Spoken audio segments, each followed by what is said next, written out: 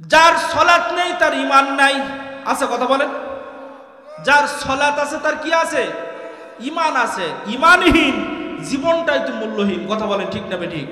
আমার আপনার জীবনের অর্থ সম্পদ, টাকা পয়সা, সন্তান সন্ততি, জাগতিক যা কিছু আছে, ইন্তেকালের সাথে সাথে, মৃত্যুর সাথে সাথে জাগার জিনিস সব জায়গায় চলে যাবে, কথা বলেন ঠিক কিনা?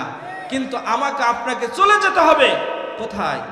কবরে, যেখানে নেই কোনো সাথী, নেই কোনো বাতি, নেই কোনো সাহায্যকারী, আছে কথা বলেন? নাই। যেখানে কোনো সাথী নাই, কোনো বাতি নাই, সাহায্যকারী নাই, সেই কবরের ভেতরে একাকী যখন আমাকে আপনাকে যেতে হবে, সাথে থাকবে একটা জিনিস, সেটা হলো আমলে সালিহা, কথা বলেন ঠিক না বেঠিক? বিজয় রক্ত আর জীবনের বিনিময়, আসবে বিজয় রক্ত আর জীবনের বিনিময়। বিপ্লব মানে জীবন দেওয়া, বসে থাকা নয়, সে কোনদিন আসবে না রে, করো যদি ভয়। লড়াইয়ের ওই ময়দানেতে যেতে তোমাকে হবেই, প্রয়োজনে সব রক্তটুকু জমিনেই ঢেলে দিবে। লড়াইয়ের ওই ময়দানেতে যেতে তোমাকেই হবে, প্রয়োজনে সব রক্তটুকু জমিনেই ঢেলে দেবে। তবুও তোমায় লড়তেই হবে, মানিবে না পরাজয়। বিপ্লব মানে জীবন দেওয়া, বসে থাকা নয়, সে কোনদিন আসবে না রে, করো যদি ভয়। বিপ্লব মানে জীবন দেওয়া, বসে থাকা নয়, সে কোনদিন আসবে না রে, করো যদি ভয়। কোথা থেকে কোন ভিনদেশী শকুন আমার দেশে বসে, সেবার নামে প্রশ্ন জুড়ে মির্জাফরের বেশে। কোথা থেকে কোন ভিনদেশী শকুন আমার দেশে এসে, সেবার নামে প্রশ্ন জুড়ে মির্জাফরের বসে। ওদের করতে রাস্তানা বোধ হতে হবে নির্ভয়, ওদের করতে রাস্তানা বোধ হতে হবে নির্ভয়। বিপ্লব মানে জীবন দেওয়া, বসে থাকা নয়, সে কোনদিন আসবে না রে, করো যদি ভয়। বিপ্লব মানে জীবন দেওয়া, বসে থাকা নয়, সে কোনদিন আসবে না রে, করো যদি ভয়। ধর্মকে আজ পুঁজি কনিয়া গাল ভরা বুলি দিয়ে, কত যে সুফি খুশিতে মাতাল হাদিয়া তো পাবে। ধর্মকে আজ পুঁজি করিয়া গাল ভরা বুলি দিয়ে, কত যে সুফি খুশিতে মাতাল হাদিয়া তো পাবে। ভণ্ডামের ওই শিকড় তুলে সত্যের আনো জয়, ভণ্ডামের ওই শিকড় তুলে সত্যের আনো জয়। বিপ্লব মানে জীবন দেয়া, বসে থাকা নয়, সে কোনদিন আসবে না রে, করো যদি ভয়। চিল্লা বলেন কথা ঠিক না বেঠিক? সম্মানিত ভাইরা আমার, তাহলে সালাতের গুরুত্ব কত বেশি। শাসন, চিল্লা বলেন কথা ঠিক না বেঠিক? মা সুমাইয়া রাদিয়াল্লাহু আনহা কলিজার টুকরা সন্তানকে যখন মাথায় হাত বুলায়া সান্ত্বনা দিতেছে, আবু জাহেল নিজেকে আর কন্ট্রোল রাখতে পারে নাই। একটা লোহার বর্ষ নিয়ে মা সুমাইয়া রাদিয়াল্লাহু আনহার তলপেট বরাবর এমন করে আঘাত করলো, সঙ্গে সঙ্গেই কালেমা পড়তে পড়তে মাটিতে লুটিয়ে পড়ে পৃথিবী থেকে বিদায় হয়ে গেল। কালেমা অত সহজ জিনিস নয়। এরপর চলে গেল কোথায়? হযরত খাব্বাব রাদিয়াল্লাহু আনহুকে ধরার জন্য কর্মকারের কাজ করে জীবিকা নির্বাহ করত। সেখানে চলে গেল আবু জেহেল, আবু লাহাব, উতবা সাহাবা। এই পাপিষ্ঠ জালিমেরা বলছে, তুমিও নাকি কালেমা পড়ে মুসলমান হয়েছ? বলল, হ্যাঁ, সত্যের সন্ধান খুঁজে পেয়েছি, আর দেরি করি নাই। বিশ্ব নবীর হাতে বায়াত গ্রহণ করে কালেমা পড়ে মুসলমান হয়ে গিয়েছি। আবু জাহেল বলল, তুমি তার পরিণাম জানো? একই কথা, একই উত্তর বলছো আবু জাহেল। চোখ রাঙিয়ে কোনো লাভ হবে না। ইমানের যে স্বাদ আমি পেয়েছি, তামাম দুনিয়ার সব কিছুর চাইতে ইমানের স্বাদটা আমার কাছে বড় মধুর। হলো শক্ত রশি দিয়ে বেঁধে ফেলা হলো, হান্টার দিয়ে চাবুক দিয়ে মারতে মারতে রক্তাক্ত করা গেল। আরবের বালুকাময় পরিবেশে তাকে উপর করে শুয়ে এক একজন যখন আঘাত করতে করতে তার সমস্ত শরীরে এমন কোন জায়গা ছিল না রক্তাক্ত হয় নাই।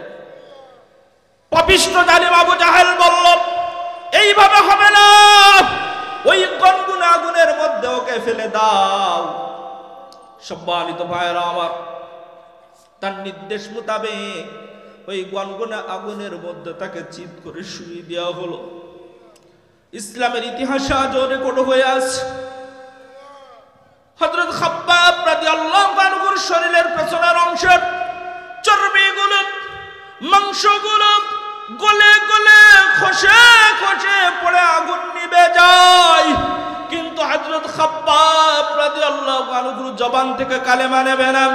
একটু জিকির করে লা ইলাহা ইল্লাল্লাহ, লা ইলাহা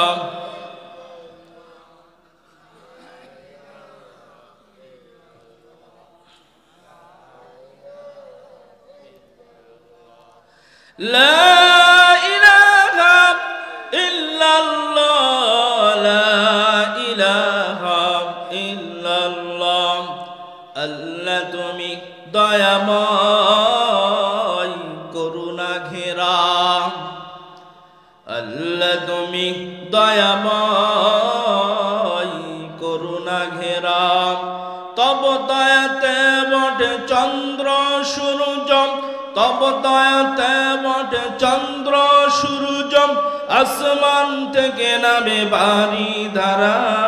লা ইলাহা ইল্লাল্লাহ, লা ইলাহা ইল্লাল্লাহ, লা ইলাহা ইল্লাল্লাহ মুহাম্মাদুর রাসূলুল্লাহ। সকলে পড়ি সাল্লাল্লাহু আলাইহি ওয়াসাল্লাম। সম্মানিত ভাইরা আমার, কালেমা তো সহজ জিনিস নয়। এই কালেমা ধরে রাখার জন্য অসংখ্য সাহাবী জীবন দিয়েছে, আঘাতপ্রাপ্ত হয়েছে, রক্তাক্ত হয়েছে, কিন্তু কালেমা ছেড়ে দেয় নাই। কথা বলেন ঠিক কিনা? সম্মানিত ভাইরা আমার, আল্লাহর নবী যখন মন খারাপ করলেন, আল্লাহ রাব্বুল আলামিন আয়াত নাজিল করে জানিয়ে দিলেন এই মেসেজটা, ওয়াকালাল্লাযীনা কাফারু লা তাসমাউ লিহাযাল কুরআনি ওয়ালগাউ ফীহি লাআল্লাকুম তাগলিবুন।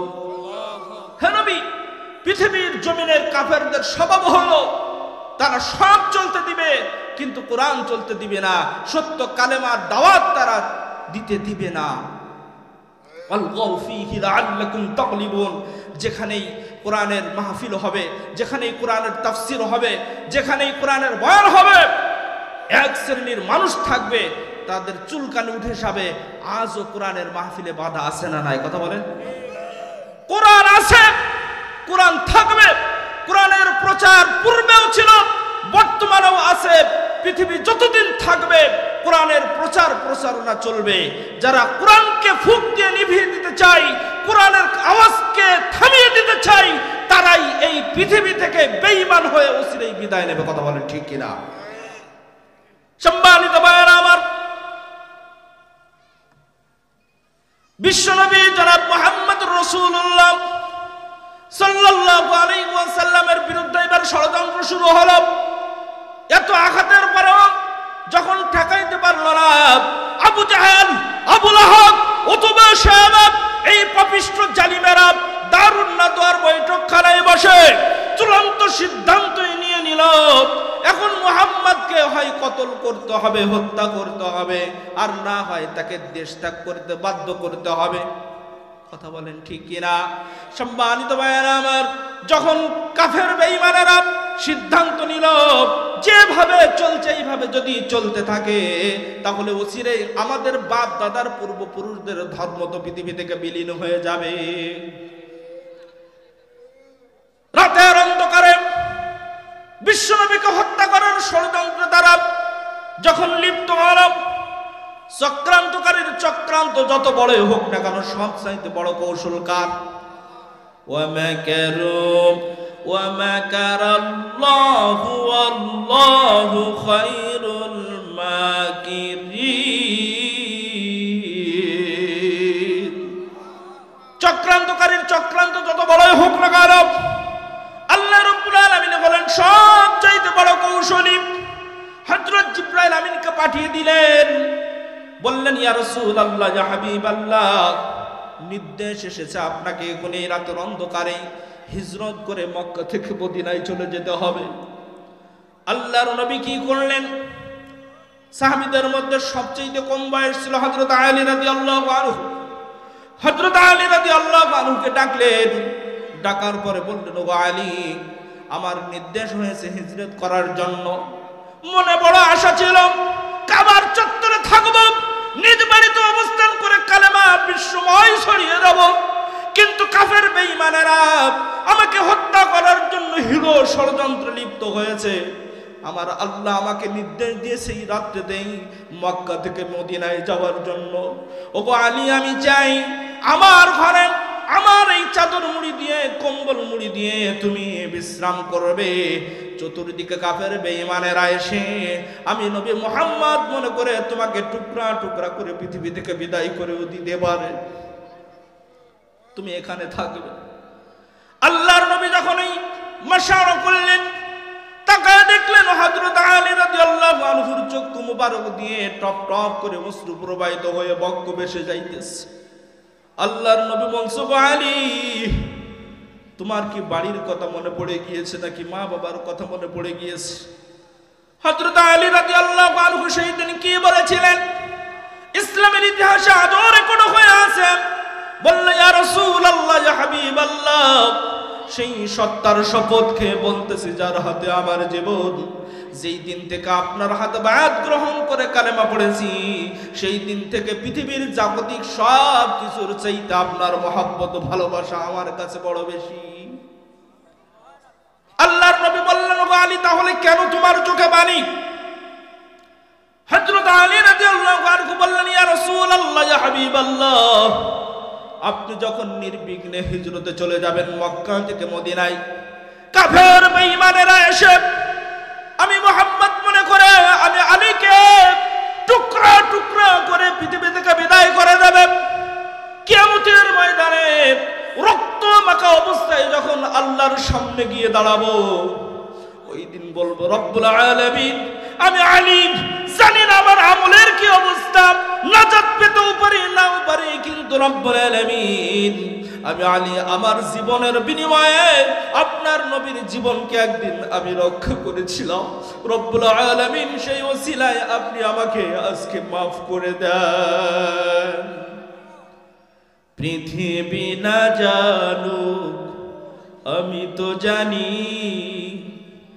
আমি কি পাপ করেছি। হায় সিল্লা বলেন, কথা ঠিক না বেঠিক? পৃথিবী না জানুক আমি তো জানি, আমি কি পাপ করেছি।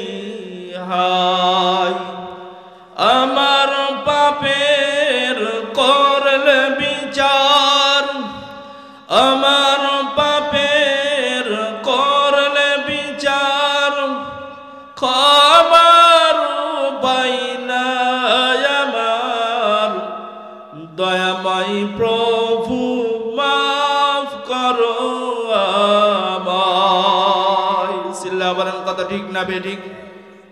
আল্লাহর নবী গভীর রাত্রে হযরত আলী রাদিয়াল্লাহু আনহুকে নিজের বিছানায় শুয়ে রেখে তিনি দেখতে পেলেন চতুর্দিকে কাফের বেঈমানেরা অ্যাম্বুশ নিয়ে দাঁড়িয়ে আছে। এক মুষ্টি বালু হাতে তুলে নিলেন, শাহবতুল উজুহ বলে তিনবার পাঠ করে ফু দিয়ে তিনি কাফের বেঈমানদের দিকে ছড়িয়ে দিলেন। আল্লাহ রাব্বুল আলামিন বলছেন, ওগো নবী, আপনি তো শুধুমাত্র বালি নিক্ষেপ করেছিলেন, কিন্তু সমস্ত কাফের বেঈমানদের চোখের মধ্যে ঢুকানোর দায়িত্ব আমার কুদরতে হাত গ্রহণ করেছিল। সুবহানাল্লাহ বলবেন না? আল্লাহর নবী জাবাল কেদওয়ার উপর দিয়ে সোজা চলে গেলেন।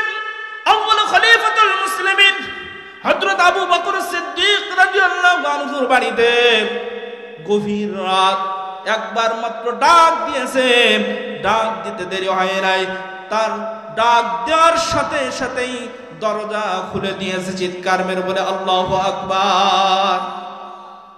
আল্লাহর নবী বলছে আবু বকর গভীর রাত, এত রাত্রে মানুষ কেমনে ডাকার সাথে সাথেই চেতনা পায়, আমি তো হতবাক।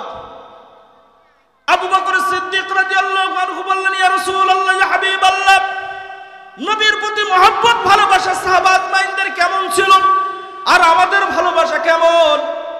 বলেছিলেন ইয়া রাসূলুল্লাহ ইয়া হাবিবাল্লাহ, হিজরতের ব্যাপারে আপনি 6 মাস আগে একদিন বলেছিলেন, সেই সত্তার শপথকে বলতেছি যার হাতে আমার জীবন, যে সেই 6 মাস ধরেই আমি আবু বকর বিছানায় ট্যাক লাগাই নাই, পিঠ লাগাই নাই, এমনি করে দরজার সাথে হেলান দিয়ে রাত্র অতিবাহিত করেছি।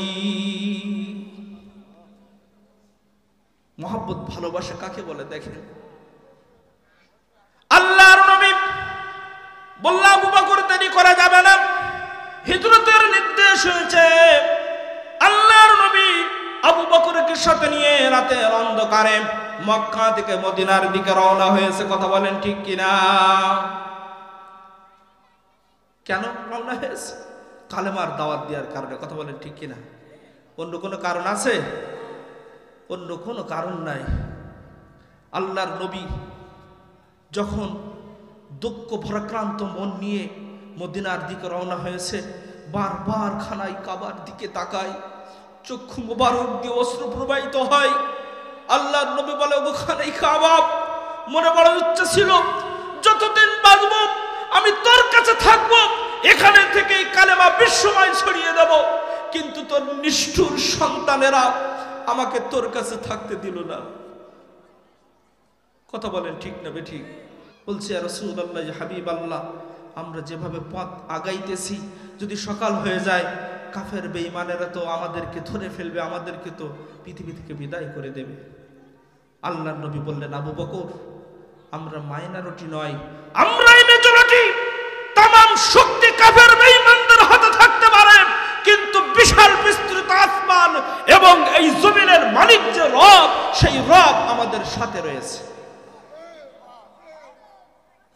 নিকটবর্তী গুহার সন্ধান পেল। আবু বকর সিদ্দিক রাদিয়াল্লাহু আনহু বললেন ইয়া রাসূলুল্লাহ ইয়া হাবিবাল্লাহ, আপনি গুহার উপরে একটু অপেক্ষা করেন, আমি আগে ভেতরে প্রবেশ করি। পাহাড়িয়া গুহা, তার ভেতর বিশ্ব থাকতে পারে, সাপ থাকতে পারে, আঘাত যদি হয় আমি আবু বকর আমার উপর দিয়ে হয়ে যাক, আমার নবী হেফাজতে থাক। সব বাড়িতে ভাইয়ের আমার গুহার ভেতরে প্রবেশ করলেন। প্রবেশ করার পরে সুন্দর করে পরিষ্কার করলেন, দেখতে বলেন অনেকগুলো গর্ত রয়েছে, সাপ অথবা বিচ্ছুর গর্ত। হযরত আবু বকর সিদ্দিক রাদিয়াল্লাহু আনহুর গায়ে যে চাদরটা ছিল, চাদরটা টুকরা টুকরা করে সমস্ত গর্তগুলো তিনি বন্ধ করতে লাগলেন। এরপর বন্ধ করতে করতে চাদরের কাপড়ও শেষ হয়ে গেল, একটি মাত্র গর্ত এখনো বাকি রয়েছে। তিনি সেখানে বসে ওই গর্তের মুখে পায়ের গোড়ালি দিয়ে চেপে ধরে বলছে ইয়া রাসূলুল্লাহ ইয়া হাবিবাল্লাহ, আপনি এবার গর্তের ভেতরে প্রবেশ করেন। আল্লাহর নবী যখন গর্তের ভেতরে প্রবেশ করলেন, প্রবেশ করার সাথে সাথেই সেখানে মাকড়সায় জাল বুনল, কবুতর এসে ডিম পেড়ে তা দিতে লাগলো, কাফের বেঈমানরা এসে মুখোমুখি এসেও তারা ফিরে গেল। সুবহানাল্লাহ বলবেন না? সম্মানিত ভাইরা আমার, যে একটি মাত্র গর্ত বন্ধ করতে পারেন নাই, পায়ের গোড়ালি দিয়ে চেপে রেখে দিয়েছিলেন, এক পাহাড়িয়া বিষধর সাপ এসে হযরত আবু বকর সিদ্দিক রাদিয়াল্লাহু আনহুকে যখন দংশন করলো, দংশন করার সাথে সাথেই বিষের প্রচন্ড যন্ত্রণা তিনি অনুভব করতে লাগলেন। অপরদিকে বিশ্বনবী আরাম ফরমাইতেছেন। ইতিপূর্বে বলেছেন আবু বকর, দীর্ঘ পথ পাড়ি দিয়ে আমি বড় ক্লান্ত পরিশ্রান্ত, তুমি যদি অনুমতি দাও তোমার উরুর উপর মাথাটা দিয়ে আমি একটু বিশ্রাম নিতে পারি। আল্লাহর নবীকে অনুমতি দেওয়া হয়েছিল। আবু বকর প্রচন্ড সাপের বিষের এই যন্ত্রণায় ছটফট করতেছে, কিন্তু আল্লাহর নবী আরাম ফরমাইতেছে, তিনি ডাকেন না, নিজের অজান্তে চক্ষু মুবারক দিয়ে এক ফোঁটা পানি আল্লাহর নবীর শরীরে স্পর্শ করতে না করতেই তিনি জাগ্রত হলেন। দেখলেন আবু বকরের চোখে পানি। আল্লাহর নবী তখন বললেন, ওগো আবু বকর, বুঝতে পেরেছি তোমার বাড়ির কথা মনে পড়ে গিয়েছে, সন্তান সন্ততির কথা মনে পড়ে গিয়েছে, তাই তোমার চোখে পানি। সঙ্গে সঙ্গে আবু বকর বলেছিলেন, ইয়া রাসূলুল্লাহ, ইয়া হাবিবাল্লাহ, সেই সত্তার শপথ খেয়ে বলতেছি যার হাতে আমার জীবন, যেই দিন হতে কালেমা পড়ে মুসলমান হয়েছে, আপনার হাতে বায়াত গ্রহণ করে, সেই দিন হতেই জাগতিক সম্পদ বলতে যা কিছু রয়েছে সব কিছুর চাইতেই মহাব্বত ভালোবাসা আপনার প্রতি আমি আবু বকরের বেশি। আল্লাহর নবী বললেন, আবু বকর, তাহলে কেন তোমার চোখে পানি? আল্লাহর নবীকে আবু বকর বলছে, ইয়া রাসূলুল্লাহ, ইয়া হাবিবাল্লাহ, অনেকগুলো গর্ত ছিল, এই গুহার ভেতরে আমার শরীরের ব্যবহৃত চাদরটা ছিঁড়ে ছিঁড়ে গর্তগুলো বন্ধ করেছি, কিন্তু কাপড় শেষ হয়ে যাওয়ার কারণে একটি গর্ত বন্ধ করতে পারি নাই। পায়ের গোড়মুড়ো দিয়ে চাপ দিয়ে রেখেছি। এক পাহাড়িয়া বিষধর সাপ এসে আমাকে দংশন করেছে। আল্লাহর নবী বললেন, সে কি কথা, কই দেখি কোথায়। মুখ থেকে একটু থুতু লাগিয়ে দিলেন বের করে, সঙ্গে সঙ্গে তার সাপের বিষ পানি হয়ে গেল। সুবহানাল্লাহ বলবেন না? আবু বকরকে আল্লাহর নবী বললেন, ওগো আবু বকর, তুমি তাহলে কেন আমাকে আগে ডাকলে না? আগে যদি তুমি আমাকে ডাকতে এত কষ্ট তো তোমার পাওয়া লাগতো না। হযরত আবু বকর সিদ্দিক রাদিয়াল্লাহু আনহু বললেন, ইয়া রাসূলুল্লাহ, ইয়া হাবিবাল্লাহ, এটা তো সামান্য সাপে কাটার যন্ত্রণা, যদি আমার কলিজা ছিঁড়েও খণ্ড খণ্ড বিখণ্ড হয়ে যেত, এর চাইতেও বড় কোনো সমস্যার সম্মুখীন যদি আমি হতাম, জীবন যদি চলে যেত, আমার নবী আরাম ফরমাইতেছে, আমি তাকে ব্যাঘাত করতে পারি না। সম্মানিত ভাইরা আমার, এই কালেমার কারণে অসংখ্য সাহাবী জীবন দিয়েছে, অসংখ্য সাহাবী পঙ্গু হয়েছে। আল্লাহর নবী মক্কা থেকে মদিনায় হিজরত করতে বাধ্য হয়েছে। কথা বলেন ঠিক না বেঠিক? সেই কালেমার প্রতি একই বিশ্বাস আজ আমাদের নাই। তুমি নিজেকে মুসলমান বলে দাবি করো, কিন্তু ইসলামের কোন হুকুম আহকামের সাথে তোমার কোনো মিল নাই। আছে? কথা বলেন, কোনো মিল নাই। এরপরে ইসলামের মূল স্তম্ভের দ্বিতীয় নাম্বার হলো নামাজ। দ্বিতীয় নাম্বার কি বললাম? নামাজ। কিন্তু আজকে আমাদের সমাজে 5 ওয়াক্ত নামাজের সংখ্যা কম না বেশি? কথা বলেন। ইন্নাস সালাতা তানহা আনিল ফাহশাই ওয়াল মুনকার, নিশ্চয় নামাজ অশ্লীল খারাপ কাজ থেকে মানুষকে বিরত রাখে। এখন প্রশ্ন আসতে পারে যে হুজুর, অমুক ব্যক্তি তো নামাজও পড়ে আবার খারাপ কাজও করে, আছে না নাই? কথা বলেন। বুঝতে হবে, এই নামাজ এখনো সেই পর্যায়ে পৌঁছায়নি যে পর্যায়ে পৌঁছালে পরে সমস্ত অশ্লীলতা খারাপ কাজ থেকে সে নিজেকে হেফাজত করবে। সুবহানাল্লাহ বলবেন না? কিন্তু সেই নামাজের ব্যাপারে আল্লাহর নবী, বিশ্ব নবী জনাব মুহাম্মদ রাসূলুল্লাহ সাল্লাল্লাহু আলাইহি সাল্লামের স্পষ্ট ঘোষণা, আল ফারকু বাইনাল মুমিনু ওয়াল কাফিরু তারকুস সালাহ। একজন মুসলমান আর একজন বেদিন কাফের মুশরিকের মধ্যে পার্থক্য হলো নামাজ। পার্থক্য কি? কথা বলেন, নামাজ। কিন্তু সেই নামাজ আজ আর আমাদের নাই। বিশ্ব নবী জনাব মুহাম্মদ রাসূলুল্লাহ সাল্লাল্লাহু আলাইহি ওয়াসাল্লাম ইন্তেকালের 5 দিন পূর্বে তিনি অসুস্থ হয়ে যান। 2 দিন প্রচন্ড অসুস্থ ছিলেন। তারপরেও 2 জন সাহাবীর গায়ে হাত দিয়ে, আউয়াল খলিফাতুল মুসলিমিন আবু বকর ওমর গায়ে হাত দিয়ে মসজিদে নববীতে যে জামাতের সহিত নামাজ আদায় করেছে, আমরা স্বেচ্ছায় নামাজ ছেড়ে দেই। সম্মানিত ভাইরা আমার, এইভাবে অসুস্থ অবস্থায় আল্লাহর নবী মসজিদ ত্যাগ করে নাই। সেই নবীর উম্মত বলে দাবি করি, নামাজের সাথে আমাদের কোনো সম্পর্ক নাই। কথা বলেন ঠিক কিনা?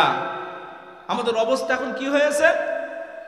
কোরআন শরীফটা থাকে তোলা, গল্পের বইটা থাকে খোলা, ধর্মের কথাতে লাগে না মন, সিনেমা টিভিতে বাধা জীবন। কথা বলেন ঠিক না বেঠিক? কোরআন শরীফটা থাকে তোলা, গল্পের বইটা থাকে খোলা, ধর্মের কথাতে লাগে না মন, সিনেমা টিভিতে বাধা জীবন।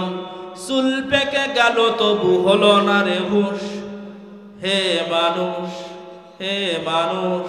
চিল্লায়া বলেন কথা ঠিক না বেঠিক? বিশ্বনবী যেই দিন ইন্তেকাল করবেন, সালাতুল ফজরের নামাজের আযান হয়েছে, জামাতের সময় হওয়ার উপক্রম হয়েছে, সাহাবীদের মধ্যে কান্নার রোল পড়ে গিয়েছে। আরে যেই নবীর উপরেই কোরআন নাযিল হয়েছে, সেই নবীর পেছনে সালাত আদায় করা আমাদের কিসমত থেকে বলে বিদায় নিয়েছে। সাহাবারা একজন আরেকজনকে ধরে জড়িয়ে ধরে ক্রন্দন করতেছে, আফসোস করতে চাহারে। এই কোরআন তেলাওয়াত দুনিয়ার কোন কারীর কণ্ঠে শুনলে, আব্দুর রহমান আল সুদাইস বর্তমান খানায় কাবার প্রধান ইমামের কণ্ঠে শুনলে কেমন লাগে, কত সুমধুর। আর যেই নবী উপরেই কোরআন নাযিল হয়েছে, সেই নবীর তেলাওয়াত কত সুমধুর হতে পারে। সাহাবীরা কে কে কেঁদে যারা যার, তারপরে ওয়াক্ত যখন গুটিয়ে আসতেছে, সবাই পরামর্শক্রমে সাহাবীদের মধ্যে সবচেয়ে বয়োজ্যেষ্ঠ যিনি ছিলেন, আউয়াল খলিফাতুল মুসলিমিন হযরত আবু বকর সিদ্দিক রাদিয়াল্লাহু আনহুকে ইমাম হিসাবে সামনের দিকে আগায় দিলেন। সুবহানাল্লাহ বলবেন না? নামাজে দাঁড়ালো। নামাজে দাঁড়ানোর পরে যখন সূরা ফাতিহা চলতেছে, কিরাত চলতেছে, ওই সময়ে আল্লাহর নবী এতটাই অসুস্থ ছিলেন, মা আয়েশা সিদ্দিকা রাদিয়াল্লাহু আনহার উরুর উপর মাথাটা দিয়ে আল্লাহর নবী অসুস্থ অবস্থায় শুয়েছিলেন। কখনো জ্ঞান ফিরে আসছে, আবার কখনো বেহুশ হয়ে যাচ্ছেন। হঠাৎ করে যখন জ্ঞান ফিরে আসলো, যখন জ্ঞান ফিরে আসলো, আসার সাথে সাথেই বলছে, ও আয়েশা নামাজে কে দাঁড়িয়েছে? বলল হ্যাঁ, আমার বাবার ইমামতিতে নামাজে দাঁড়িয়েছে। বলল আমাকে শেষবারের মতো নামাজের দৃশ্যটা একটু দেখাও। অসুস্থ অবস্থায় আয়েশা সিদ্দিকা রাদিয়াল্লাহু আনহা বিশ্ব নবীকে ধরে নামাজের শেষবারের মতো দৃশ্যটা দেখানোর পরে এইবার বলছো, আয়েশা এইবার তুমি আমাকে আবার শোয়ায় দাও। আয়েশা সিদ্দিকা রাদিয়াল্লাহু আনহা দেখলেন বিশ্ব নবীর চক্ষু মোবারক দিয়ে টল টল করে অশ্রু প্রবাহিত হয়ে বক্ষ ভেসে যাইতেছে। দাঁড়িয়ে বলছি, ইয়া রাসূলুল্লাহ, ইয়া হাবিবাল্লাহ, আপনার চোখে কেন পানি? বললেন, ও আয়েশা, যেই নামাজের দৃশ্যটা আমি দেখলাম, এই নামাজকে প্রতিষ্ঠিত করার জন্য উহুদের ময়দানে আবার দান্তন মোবারক শহীদ হয়েছে। এই নামাজকে প্রতিষ্ঠা করার জন্য তায়েফের ময়দানে আমার শরীর থেকে অনেক রক্ত ঝরেছে। এই নামাজকে প্রতিষ্ঠা করার জন্য আমার অসংখ্য সাহাবার জীবন চলে গিয়েছে। ও আয়েশা, আমি মনে বড় আজকে এটা যে কান্না তুমি দেখছো, এর বেদনার কান্না নয়, বরং এটা বড় খুশির কান্না। এই জন্য আমি নবী পৃথিবী থেকে বিদায় হয়ে যাব, কিন্তু যারা আমার উম্মত বলে দাবি করবে, কিয়ামত পর্যন্ত এইভাবে তারা সালাত আদায় করতে থাকবে। বিপ্লব মানে জীবন দেয়া বসে থাকা নয়, সে কোনো দিন আসবে না রে কর যদি ভয়। বিপ্লব মানে জীবন দেওয়া বসে থাকা নয়, সে কোনো দিন আসবে না রে কর যদি ভয়।